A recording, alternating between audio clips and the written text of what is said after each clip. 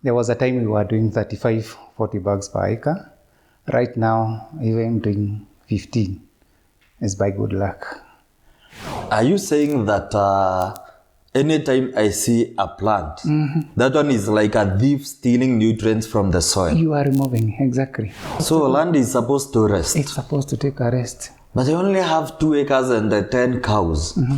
How will I manage to rest the field? pH, which is not a nutrient, pH is it's a status. For you to have quality organic matter, you'll have to have all the nutrients in your soil. You have talked about the organic matter, you have talked about phosphorus, you have talked about nitrogen, you have talked about potassium. How do I know if my soils are lacking those or maybe they are in excess? So where do I take my soil for analysis? And how much will it cost me? What am I supposed to do before planting to know that my soil is deficient in this and this? It's a planting season. I haven't done a soil analysis. The phosphorus are low. What fate as a farmer is awaiting me?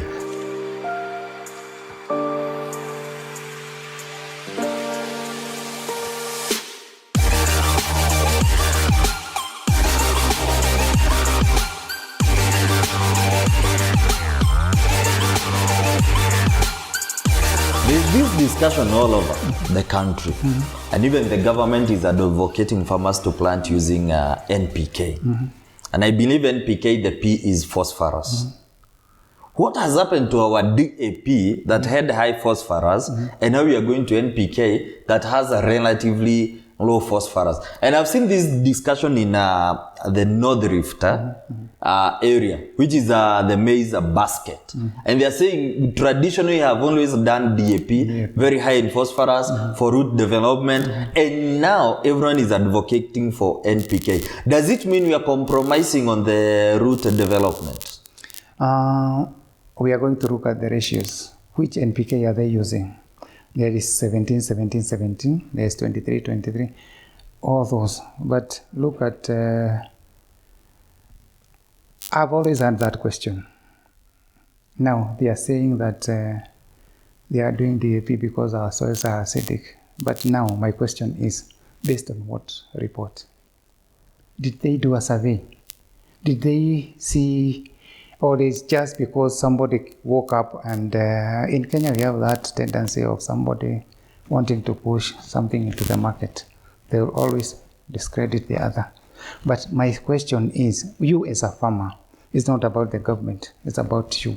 If you do a soil test, what are the recommendations for your farm? Because soil management is not the same. You'll find that, Jogona, you have a cow. So you have something to take to the shamba. My neighbor here does not have a cow. So what happens if I take a soil sample from your farm? Can this next farmer use the same report to correct his soil? No, because yours has more nutrients because you've been adding some manure. Number 2, there's what crop are we doing? Are we doing all maize? Are we doing all wheat? Are we doing what exactly have we been doing? Number 3 is all about the natural formation of the soil. There are soils that are lacking naturally in phosphorus. So when you say DAP is not good, when you say this fertilizer is good for this, what report are you basing? It's like now going to the hospital, using your report to give recommendation to another patient who is sitting on the bench, simply because we have similar symptoms. Why I've asked this question is because when I see the discussion all over about DAP and NPK, and we did this soil analysis and the soil was deficient in phosphorus, in the recommendation for the same was to use triple super phosphate, TSP. Yours was not even DAP. It was TSP. TSP is superior than DAP in terms of phosphorus. We get back to the analysis of fertilizers.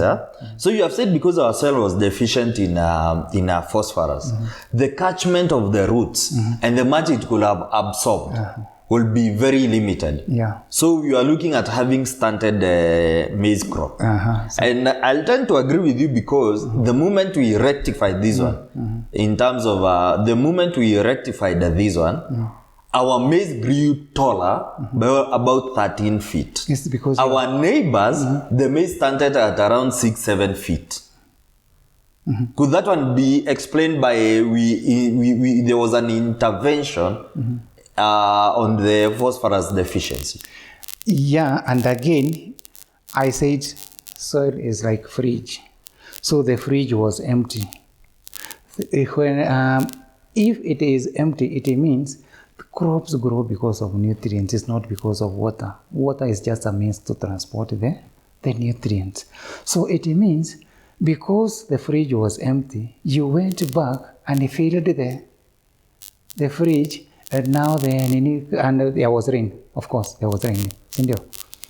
It means now the fridge it was full. It means the corn. It's like fueling your car. It will stand if the tank is empty. It does not mean that it has an empty tank. It does not mean it's a mechanical problem. Just fill and it continue. So what you did is that you filled the fridge and the growth continued. Your neighbors just relied on ile kitu ya kawaida tu. Mungu atakuja. I didn't say that God did not come.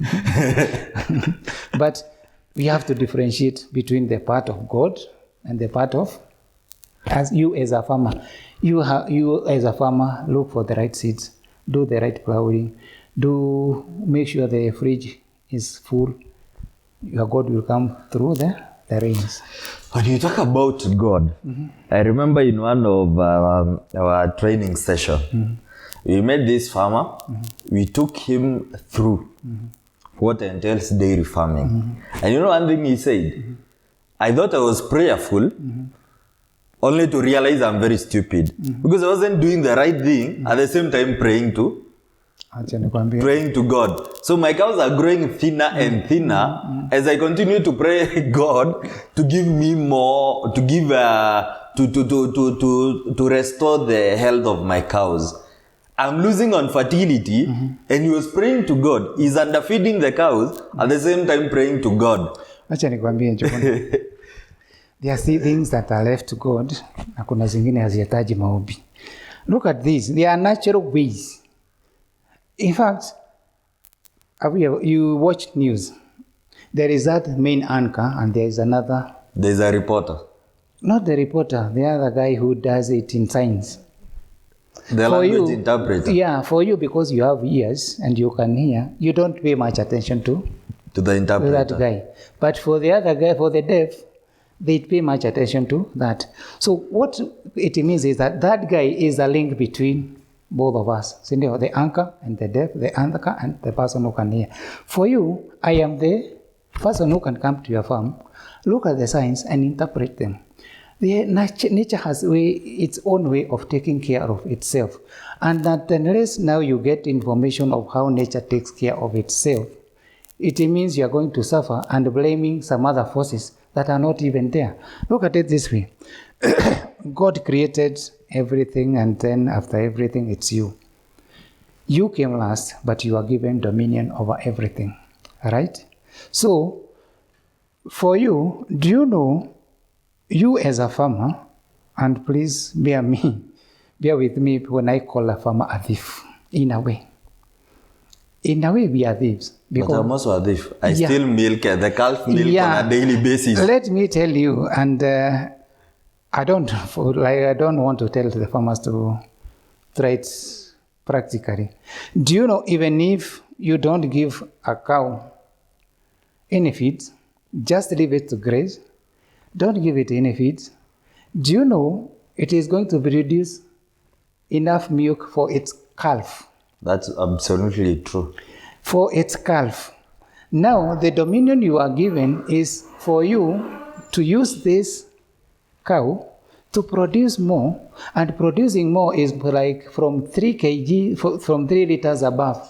That is your threshold. That is the threshold. A farmer, how many liters are you supposed to feed to the cow in a day? The calf? The calf, yeah. The calf. Maybe 3-4 liters? 3-4 liters, that is the limit. That is where your mandate starts, and that is where your money starts. But for us, when you used to call them the thieves, that they are stealing even from the cow. So, For you to get that extra, you have to labor extra. That's where the supplements come in. That is where animal feeds, so that you can produce more on top of what is supposed to be for the calf. Look at it this way. There was a farmer I met. He always complained of his avocados aborting. And we had a sit down with him, and I told him, avocados do abort? Yeah, they do fruit abortion. That is when you see the fruits, the small fruits falling, and also the flowers falling. I told him... Does it even apply to fodder crops? Maybe maize. Does maize abort? I'll come to that. Okay. So what happens is that we had a sit down, and he told me, oh, my avocado tree, every season, it flowers very well, and when it comes to fruit formation, the flowers are falling, and the small fruits are falling. I told you, don't know what is this. The language, there is communication here between the tree and you. What the tree is simply telling you is telling you that I have that capacity to carry 10,000 fruits, but because what is contained, I'm only able to feed 3,000. So I'll have to abort the 7,000. Patience the rest. Back to our analysis. Look at now. I come to your question on maize. You'll use the same variety. I used like the one I used. Let's say take okay. Do I have to mention the numbers? Okay, let's say like 6213. We are neighbors. Your crops are like this, but yours are like this. What is it telling you? Another one will have 3. Very potential. They're ready to be taken to the market. Another one will have 1. It is telling you you'll have 1 big one and 2 small ones. It's telling you that if I am fed well, I can even carry 3. And what does feeding well means? It means you have good, the fridge is full. When I say the fridge is full, it means that all the nutrients are at optimum status. Yeah. So this soil again had deficient magnesium and sulfur. What does it mean to a dairy farmer who has grown a maize in a soil that this is a maize farmer and the soil is deficient in magnesium and sulfur? What does it really mean? It means the end result, you will have a deficiency of magnesium, and it will have an end result of sulfur, which are needed when making those leeks, the animal feed leeks. See, you look at... I'm looking at it like this, Bonabenso. It means, okay, my soil is deficient in magnesium and sulfur. When that crop is growing, what will be the side effect of for sulfur and magnesium? Sulfur helps in uptake of nutrients. So what it means, one, you are going to waste a lot of your money, because much of what you are going to input into your soil is going to waste, because you are putting it there to be taken by the crop. But when it is not taken by the crop, it means either goes through the drain, or it is fed on by... So if I'm buying a top-dressing fertilizer for this particular soil, and it's deficient in magnesium and sulfur, it means any fertilizer, does it mean that any fertilizer I use for top-dressing must contain magnesium and sulfur? Yes, and now that brings us to the topic of how do I identify that this fertilizer contains this. That one will come in our next episode. Let's continue with the deficiencies in this soil. This soil also had deficient of copper. And this is something I've seen consistently in our soil. All the analysis I have personally done for dairy networks, all fields have deficient copper. What is the relationship between our soils and deficient copper? That is what I told you that they are natural formations. Your soils can be lacking. Even in phosphorus, it can be lacking naturally. So it's upon you as a farmer to intervene and put it in the soil. Copper also. Copper can be applied sana in foliars. But when it is lacking, that is when you get rust in in your... So rust is not a disease? I can say, okay, there are those diseases, but there is what activates it. When you have copper, it resists those diseases related to rust. In one of our episodes, we will cover the common diseases in our fodder crops. So we leave it there. The total, I can see also the total nitrogen was deficient. What does that one mean for our fodder crops? Maybe maize, the grass family generally. Let me break that down a bit. There is, you can see maybe what is your total nitrogen and what is your organic matter. The total nitrogen here is low, and by low it means it's below. The result says it's 0.19, and the guide low, the column on the guide low talks of 0.2, and the guide high talks of 0.5. So it's already below 0.2. Can I tell you something? You can even add manure and have low nitrogen, because what we basically look for in manure is nitrogen. The reason why you will have, utasikia maybe farmer saying, I had used a lot of manure here and it is disappointing. The reason why they say is that they are taking undecomposed manure to the farm. What do I mean by undecomposed manure? Undecomposed manure means, it means that for manure to release whatever it contains, it must first of all decompose and rot kabisa so that it releases. But what we are doing is that we are taking manure direct from the zero grazing unit, direct from the heap, direct from especially those people who use Masai land manure. You will realize that when that manure is being offloaded from the vehicle, there's nothing that is living in that soil, in that manure.